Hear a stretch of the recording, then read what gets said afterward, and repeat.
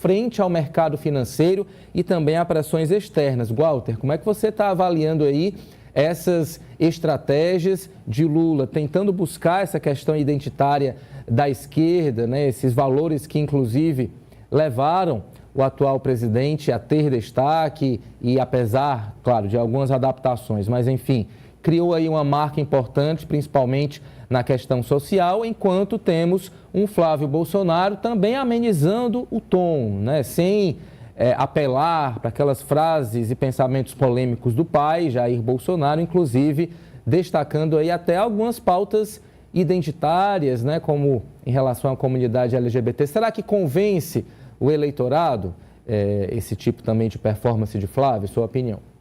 Primeiro eu acho falaciosa, equivocada pelo menos, essa ideia de que o povo está cansado da polarização. A polarização está posta aí. Se o povo tivesse cansado, aparecia outra coisa das pesquisas, não tem aparecido, né? Tem aparecido uma parte com Lula e outra parte com quem o Bolsonaro, nesse momento o Flávio, representa. Então a polarização, para mim, está viva na cabeça das pessoas e a própria pesquisa, né? Quando a população é consultada, ela própria que aponta isso, que não está cansada nada de estar cada vez mais se posicionando. Quanto às estratégias, eu acho que o governo está buscando a estratégia dele, na verdade, né? Tá vendo de que forma é que ele consegue é, é, colocar na agenda essa ideia de disputa. Ele até tem essa ideia, mas ele não sabe ainda como fazer, não conseguiu até agora, né? Transformar a eleição, ou o caminho da eleição, numa disputa entre dois projetos, né?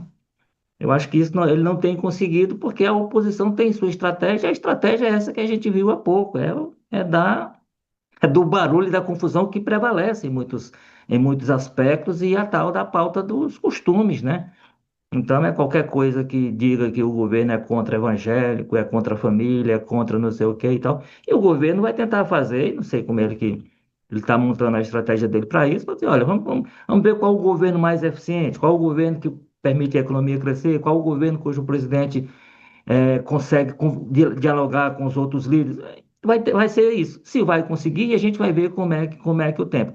Essa estratégia do Flávio é que eu tenho algumas dúvidas com relação a ela, sabe? Esse discurso mais moderado.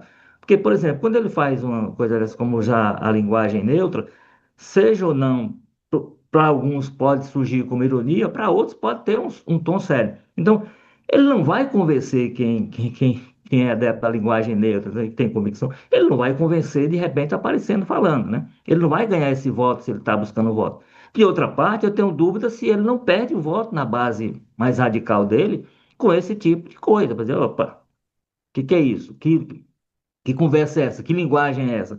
Então, assim, eu não acho que seja um caminho muito que seja muito positivo para ele. Agora, ele está buscando, ele sempre foi, lá dos filhos, dos que fazem política e tem o sobrenome Bolsonaro, ele sempre foi dado mesmo como mais moderado.